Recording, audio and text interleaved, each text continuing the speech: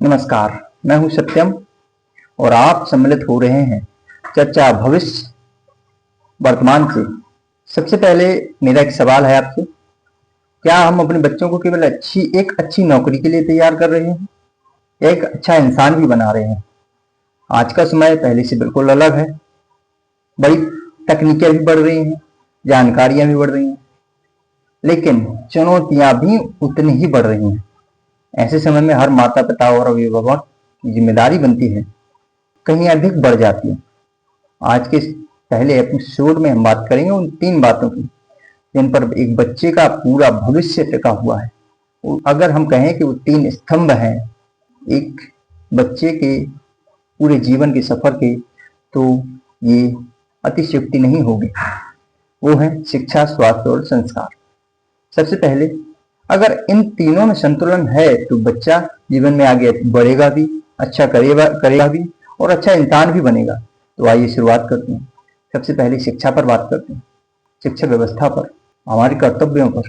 जब भी शिक्षा की बात आती है तो सबसे पहले हमारे दिमाग में नंबर, मार्कशीट और स्कूल में अच्छे अंक प्राप्त करना, इसी पर हमारा ध्यान जाता है। लेकिन क्या वास्तव में सिर्फ मार्कशीट के अंक भी उसके जीवन को निर्धारित कर सकते हैं? मेरी सोच इससे थोड़ी अलग है। शिक्षा का उद्देश्य केवल नौकरी दिलाना नहीं होना नहीं चाहिए। शिक्षा का उद्देश्य होना चाहिए बच्चे में सोचने की क्षमता को विकसित करना, सही और गलत का गहराई से अंतर समझाना, समस्याओं का समाधान ढूंढना सिखाना और सबसे महत्वपूर्ण जीवन सिखाना। आजकल कई बच्चे घंटों घंटों पढ़ते हैं, लेकिन परिवार के साथ बैठकर 2-5 मिनट भी नहीं बिता सकते। कई बच्चों के मोबाइल की हर ऐप चलानी आती है, जो नई ऐप आ रही है सबको चला सकते हैं, पर क्या वो 5-10 मिनट अपने दादा दादी के साथ, नाना नानी के साथ रह सकते हैं, उनसे बातचीत कर सकते हैं, उनकी बातें सुन सकते हैं, उनके द्वारा दिया गया ज्ञान क्या वो ग्रहण करने की सोच है उनकी? मोबाइल में लगे रहते हैं, ऊपर पट्टी ही ज्ञान को धारण करते हैं, गहराई से कुछ नहीं समझ सकते। वो उनके दादा दादी, नाना नानी की कहानियां सुनते ही नहीं। कहानियां हो जो भी हो, पर सुनना चाहिए। दादा दादी के साथ समय नहीं बिता पाते। इसलिए मैं हर माता पिता से कहना चाहूंगा, बच्चे से केवल यह मत पूछिए कि आज कितने नंबर आए, उससे यह भी पूछिए कि आज तुमने क्या नया सीखा, आज तुमने किसकी मदद की, आज तुमने ऐसा क्या किया जिसने तुम्हें कुछ नया सीखने पर मजबूर किया, नया सोचने पर मजबूर किया। यकीन मानिए, ऐसे प्रश्न बच्चे की सोच को बदल देते हैं। शिक्षा के बाद आता है स्वास्थ्य। शिक्षा, स्वास्थ्य, संस्कार में से स्वास्थ्य भी दूसरा स्तंभ है। हम सब चाहते हैं कि हमारा हर व्यक्ति पढ़ाई में अच्छा करे, लेकिन अगर उसका शरीर और मन स्वस्थ नहीं होगा तो वह पूरी क्षमता कभी भी किसी कार्य में नहीं झोंक सकता। आज बच्चों की सबसे बड़ी समस्या है मोबाइल, लंबा स्क्रीन टाइम, बाहर खेलना कम और तनाव बहुत ज्यादा। इसलिए कुछ छोटी छोटी आदतें पूरे परिवार को बदल सकती हैं, बच्चों के व्यवहार को बदल सकती हैं।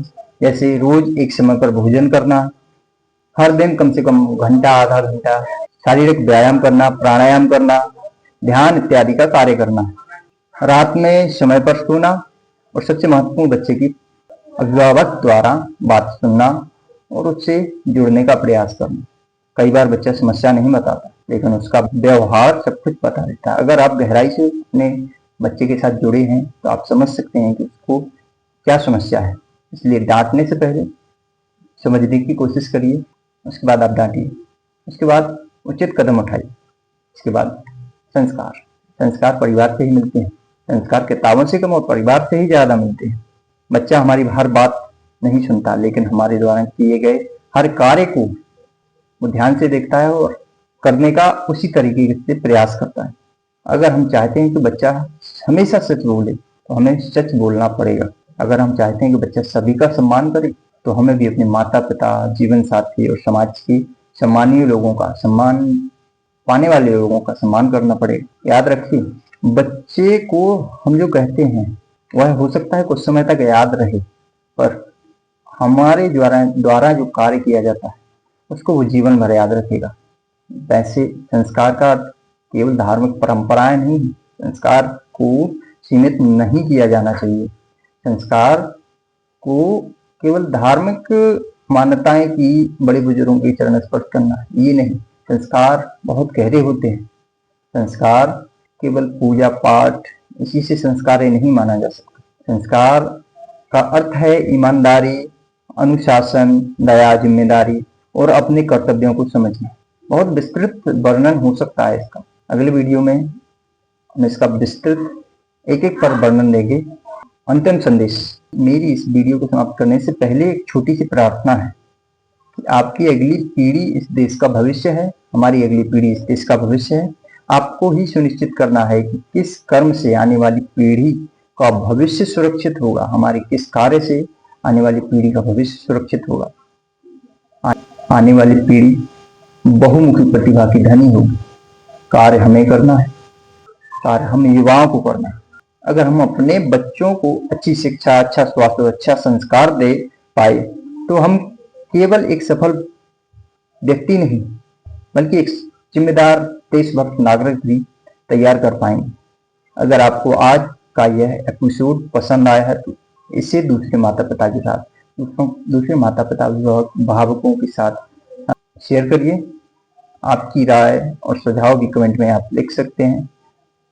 आपका हर एक सुझाव इस पॉडकास्ट को निखारता है, नई दिशा की ओर ले जाता है।